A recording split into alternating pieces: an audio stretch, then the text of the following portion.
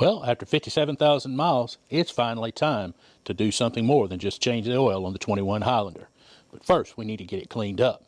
When we come back, we're going to talk about tires and what I chose to put on here and why. Prepare yourself for an information dump.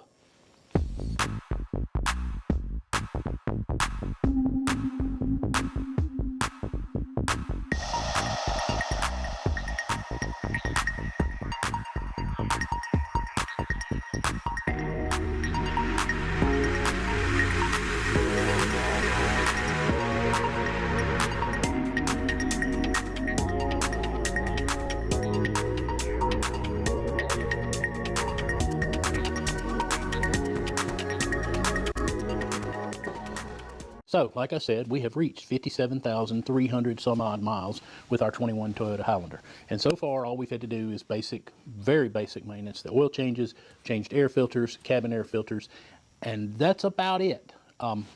We are still on, or were still on, the factory original tires. They were Bridgestone Alenza AS tires, and they were rotated every 5,000 miles.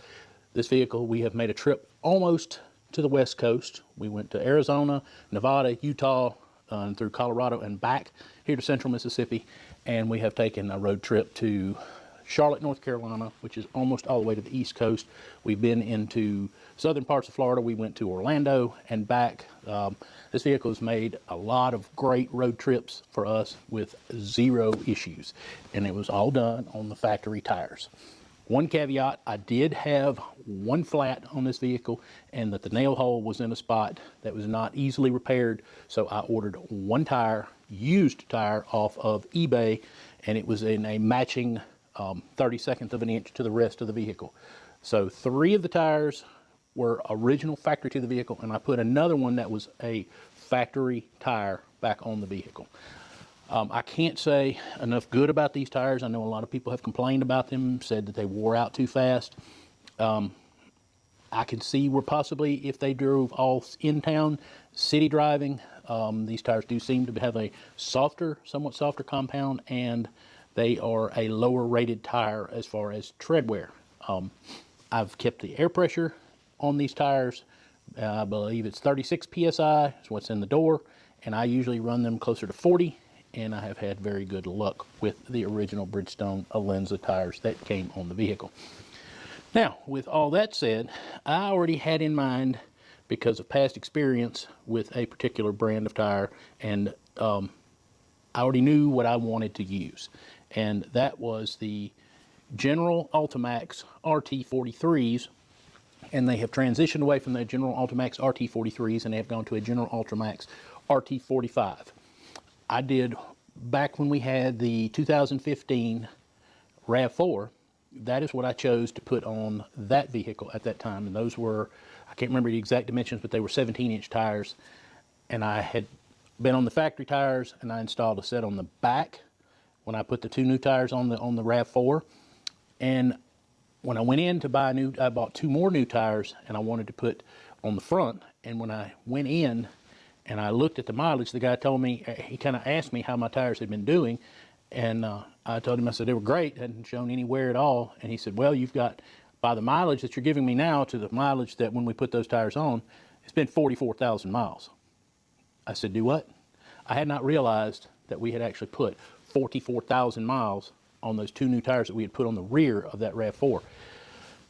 And we measured them, and when the General AltiMAX tire, when it's new, it is an 11/32 tire. I measured them. They were still 10/32 on the rear after having driven 44,000 miles. He was pretty surprised, and as was I. I was pretty shocked. I couldn't believe how well the tread had held up. So again, we put like I said, we had bought 2, and it had driven on the ones that had come on the RAV4, and it was time we put 2 more. So it had 4 of the General AltiMAX RT43s. So, all that said, let's move on to the 2021 Toyota Highlander and the RT45s that we currently have had installed on it. All right, so the 21 Toyota Highlander has a 235/55 R20 tire. And there is your General AltiMAX RT45 right there. One of the features of this tire is that it has a built-in replacement tire monitor in this tread. As the tire wears down, it has been molded into the tire, and when it gets to the minimum tread warning, it will actually reveal the words "replace tire," and it is located in several places around this tire, if I'm not mistaken, that it is molded in. So when the tire tread gets to probably about 430 seconds, I would have to go read again. It's been a long time since I read about that particular feature, but when it gets to a replacement level, it will actually say "replace tire." One of the other features about this tire is that when it comes with, it's advertised at 1130 seconds, but the actual tread depth measurement I get on these tires is closer to 12. So it comes with a thicker tread pattern than the original OEM factory tires, which only come with 9. So that in and of itself will give you a longer tread life because there's actually more tread here. All right, so we're going to talk a minute about the original tires that came on this vehicle. And these were, like I said, the Alenza Sport AS. You can read it right there on the tire. And this tire, it has tread wear indicator bars across in the deeper sipes of the tire, okay? And these sipes allow, when the tire wears down to those bars, you are probably at 230 seconds, which is the actual bare minimum that a tire can be run and still be considered legal. These tires had gone down to and were as low as 4.5. I can get 4 in some places, and on the other tire, and as much as over here on the, this was the inside, you can get as much as measures as high as 6. But like I said, out here closer to the outer edge of the tire, let's roll it around, it is actually 4. So with my years of experience, what I have learned is that 430 seconds is not enough tread. Particularly in the area in which I live, we usually get a lot of rain. We seldom get snow and ice, but particularly here in central Mississippi, we get a lot of rain.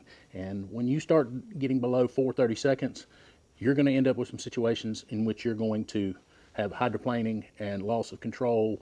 Your traction control is going to be working a lot, and it's not going to be a good situation if you have to have an emergency maneuver or make some emergency braking, or you're trying to drive on the interstate when in heavy downpour.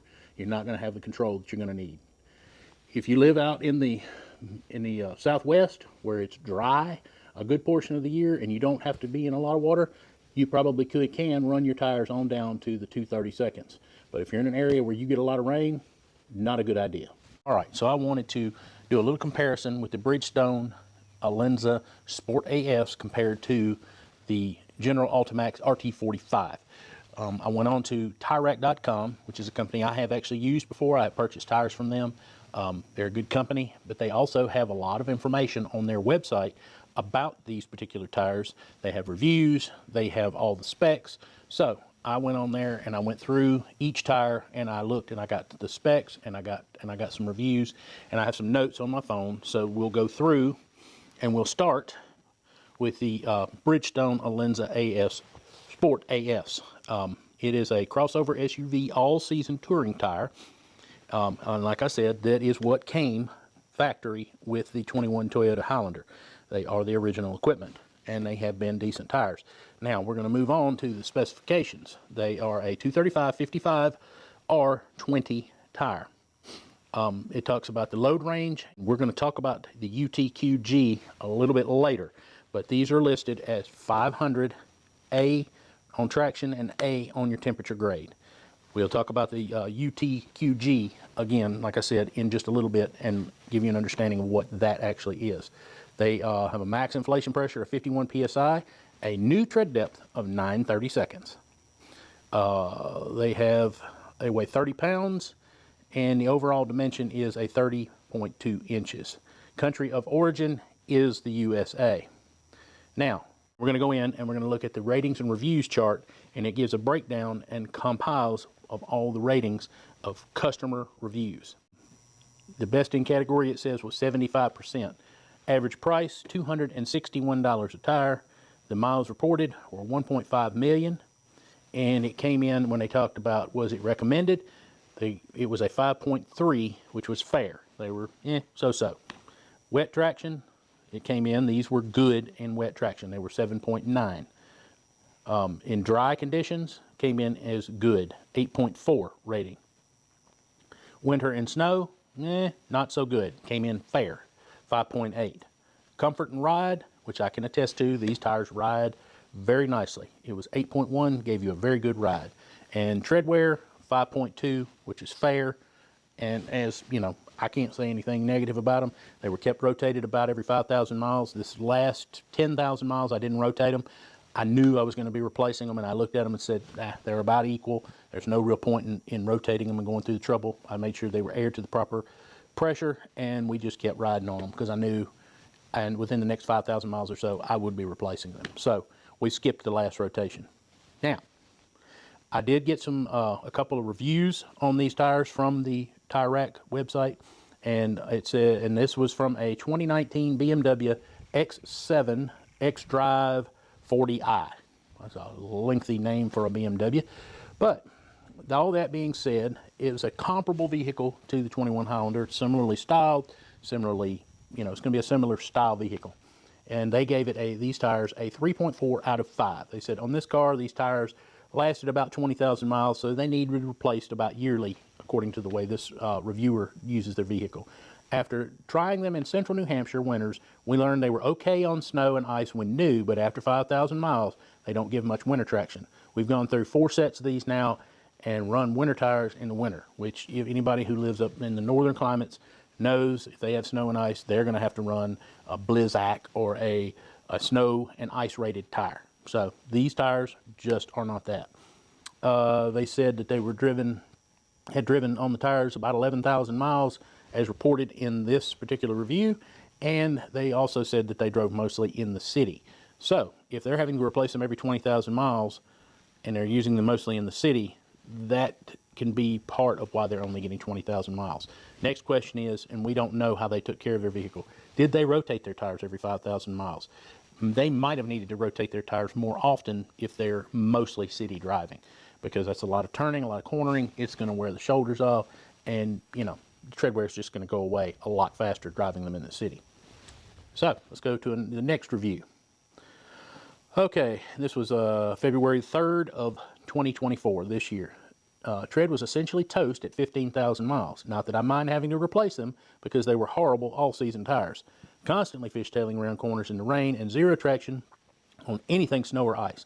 My traction control would kick in and kill acceleration on even the calmest attempts to start from a stop in mild snow. Made commuting in winter a nightmare. These tires on the vehicle that they were reviewing for there were a 2021 Volkswagen ID4, and the Volkswagen ID4, if I'm not mistaken, is a similarly styled vehicle, just as the 21 Highlander. Miles driven on the tires, they wrote down that it was 20,000 miles, and they did a combined city and highway driving with tires, and this review came in from Riverside, Illinois. Again, you do not know how this person rotated their tires. You don't know if they've kept the pressure up in them like they're supposed to. You don't know how much city driving. There's a lot of variables, but again, these tires are only rated at a 500, which is approximately 50,000 miles, which is exactly what I got, plus a few thousand miles. So let's move on, and we're going to be looking at some information for the General AltiMAX RT45s. These tires are $195 a piece, and they are Blackwall, and the UTQG rating on these tires is 700 with an A temperature rating and an A traction rating, or A traction, A temperature, however you want to look at it. All right, so let's move on to the specs.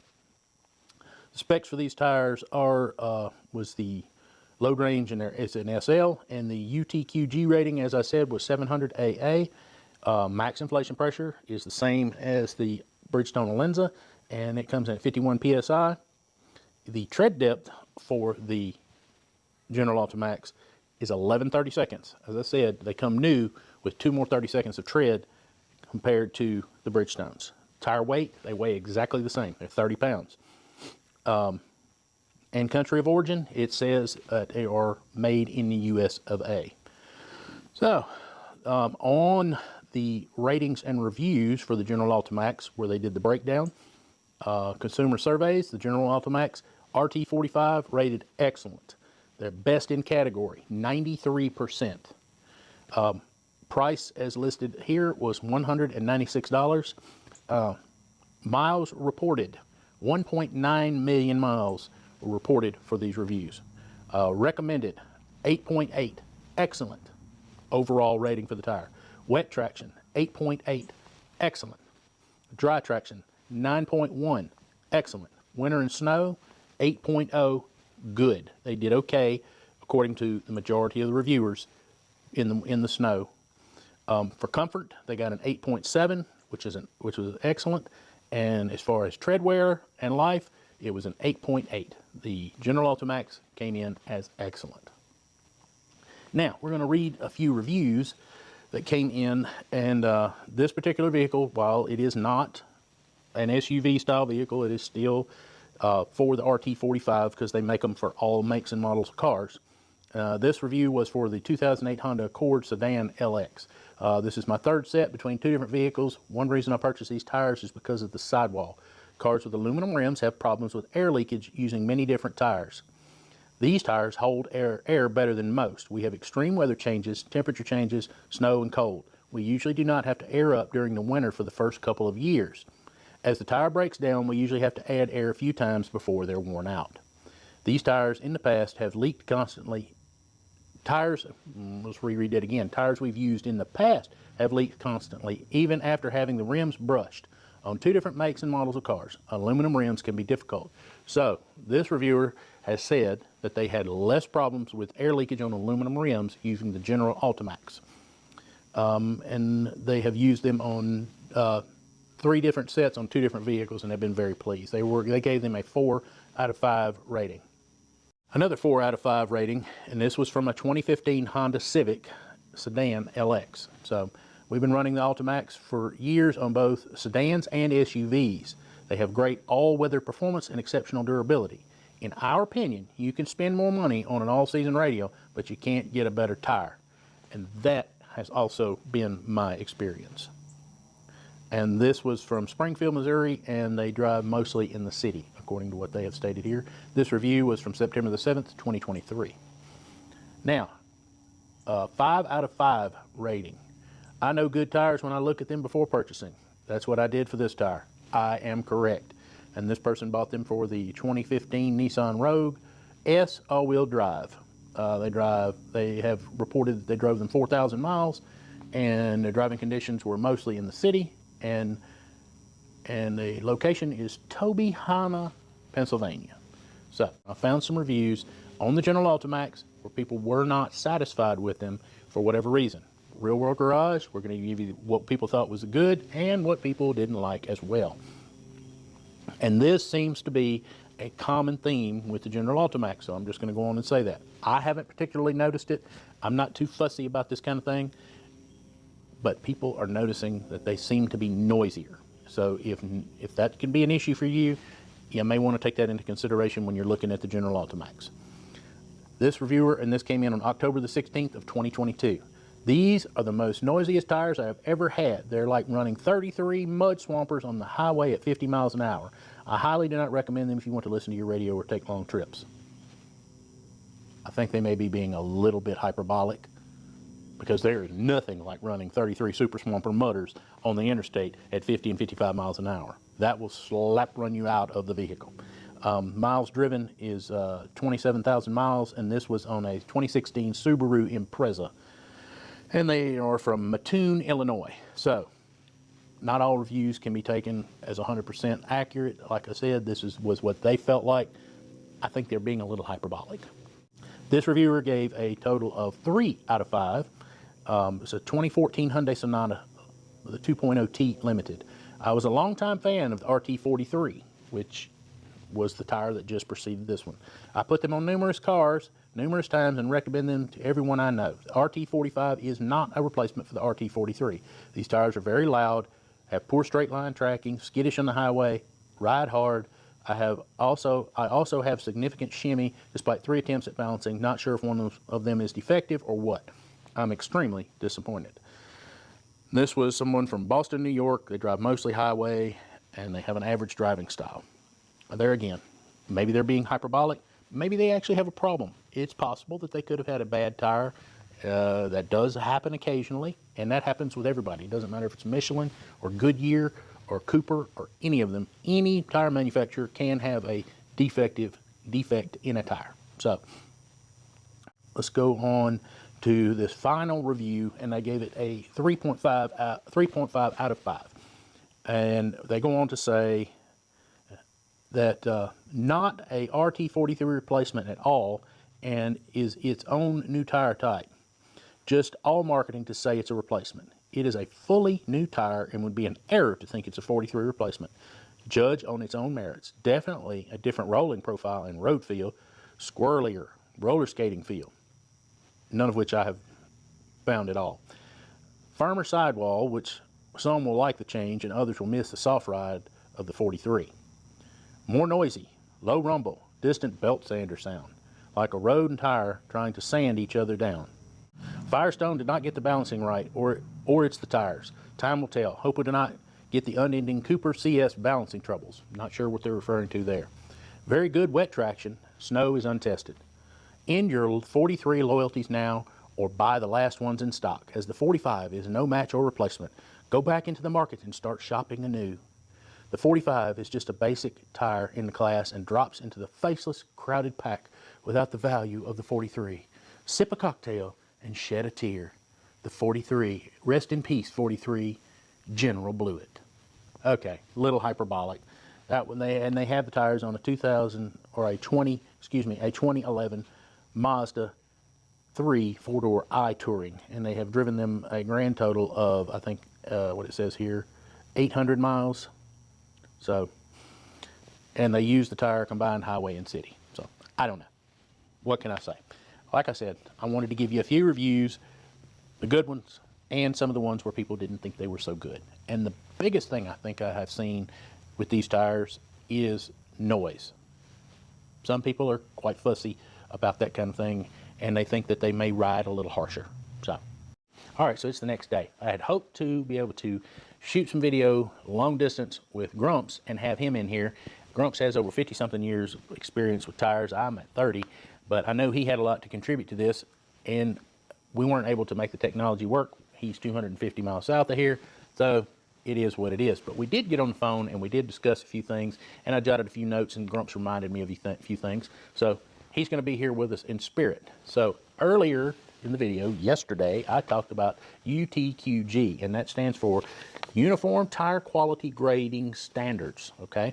And this was developed by the DOT in about 1978. It was developed as a way to put a rating on tires and to mark the sides of the tires so that the consumer, I would presume, would know that they're getting the right tire for their particular vehicle so that it will do and perform the way they expect it to.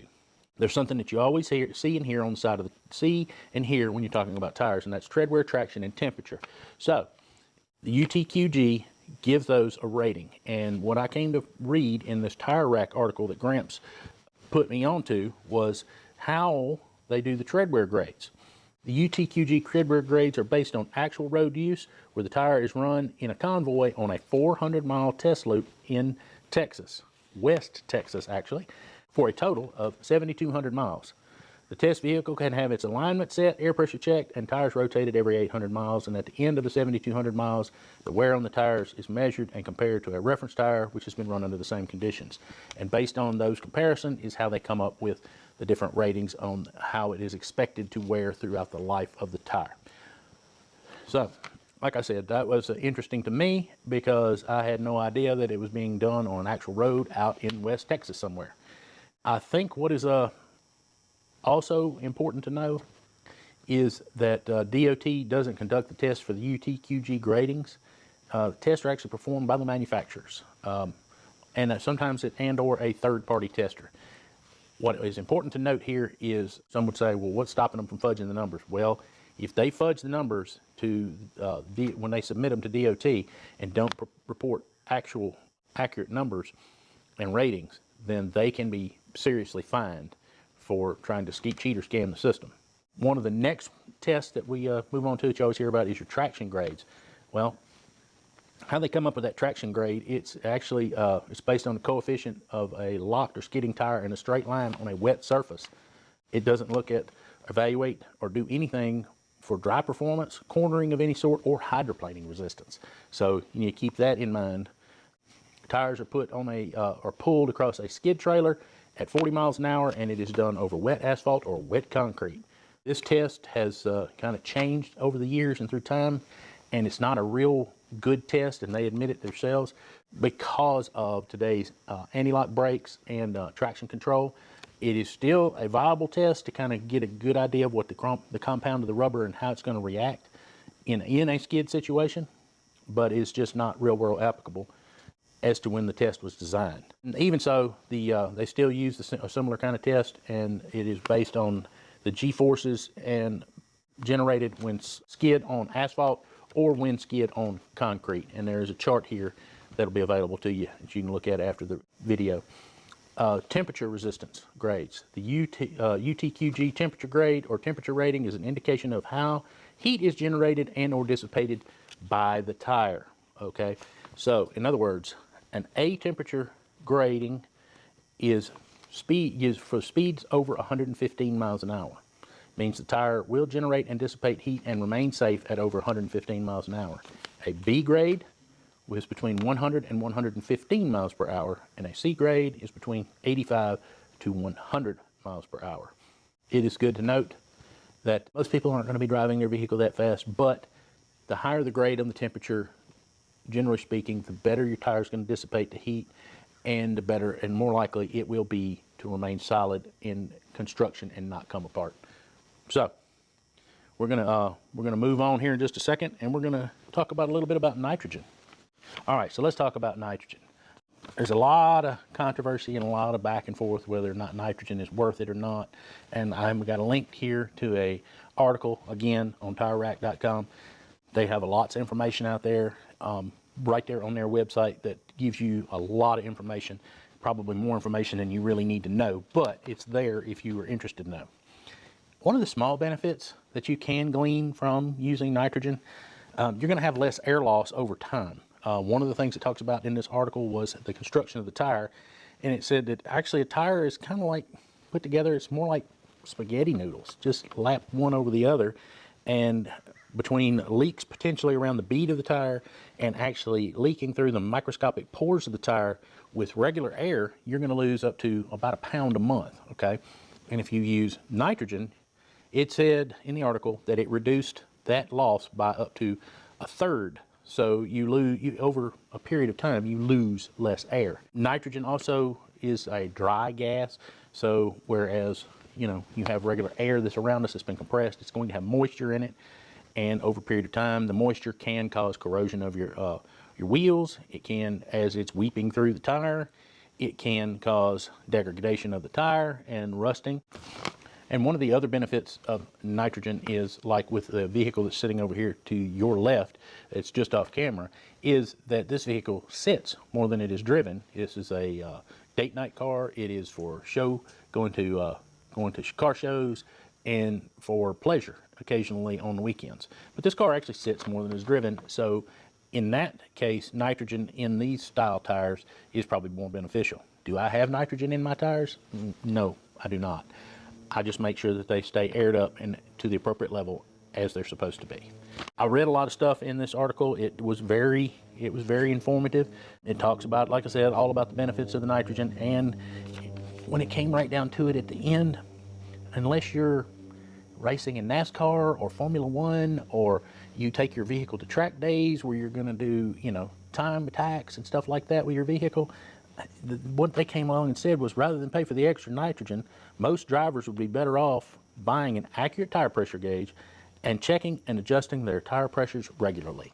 They went on to say in the article that if you could get them to put the nitrogen in the tires for, say, $5 a tire, and with this caveat, if you lost air pressure in that tire, they would refill it for life for free.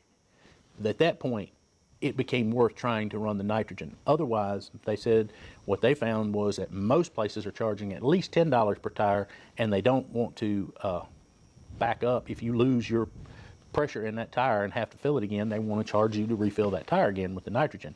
And that's to be fair and expected, because I mean, nitrogen costs them money, whether they have a on-site nitrogen generator or they're buying compressed nitrogen to put into your tires. They deserve to make some money on that. I mean, they're supplying it. So with all that being said, buy you a good pressure gauge and buy you a small compressor, and make sure you keep pressure to what they're supposed to be in your tires. One of the other things that I read when we were looking at articles on UTQG, I read an article, which I will link down below, that talked about maintaining your pressure in your tires properly. If you stay on top of it, it's been proven and shown to add about 5,000 miles. It actually said 4,700.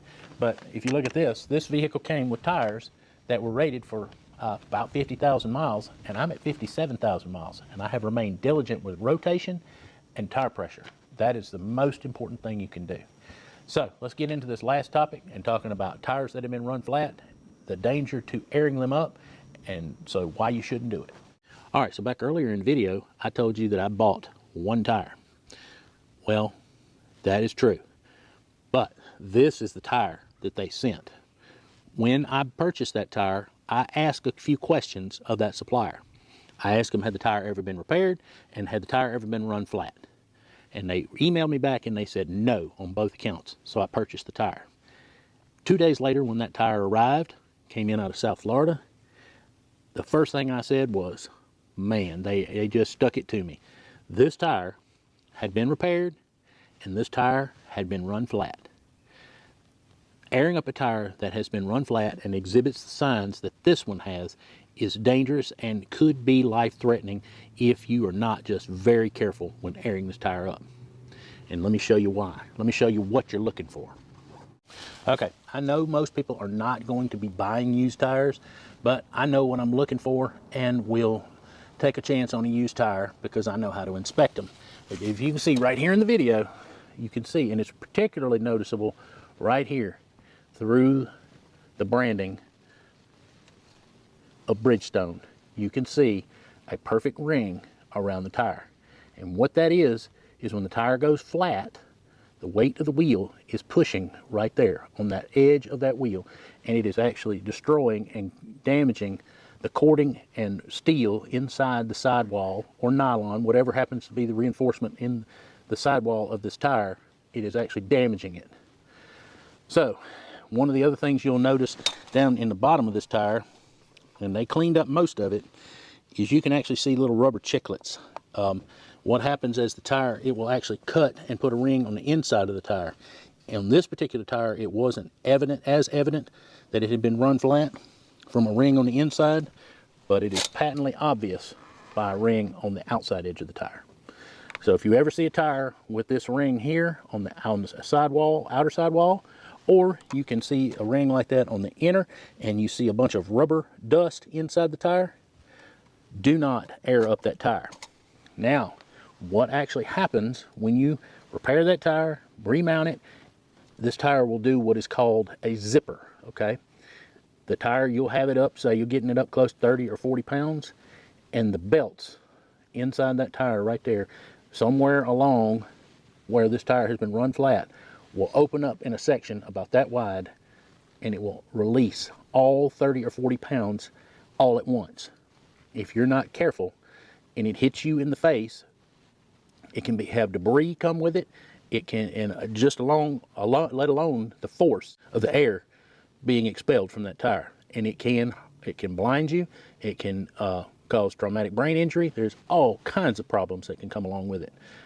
I've actually had a friend of mine who had one, and he had the tire laying flat, and when it blew out, it broke his arm. So never air up a tire that exhibits this condition. And finally, on this tire that they sent me that was damaged, I immediately was able to reach out to the seller online. I told them what the problem was, and sent them a picture.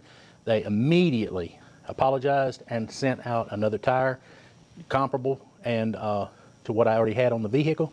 And just told me to have this tire destroyed. This tire has just been sitting out in my shed, and haven't been able to get it in to get it recycled just yet. But this tire will never be utilized on any of my vehicles, and I'm going to see to it that its sidewall is drilled and destroyed in a way that it can never be used, and nobody will ever be caught with this tire, because that is how you properly destroy a tire.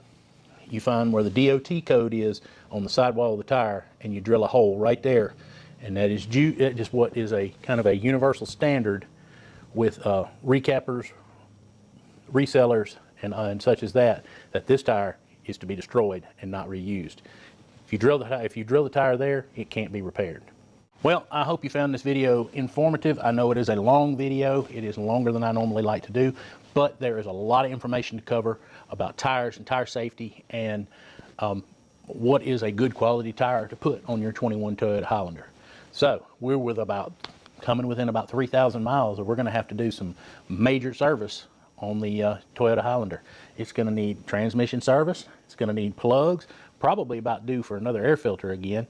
So we're going to be pulling all that stuff together. And in the meantime, while we're doing that, why don't y'all go watch another video coming on the screen right now.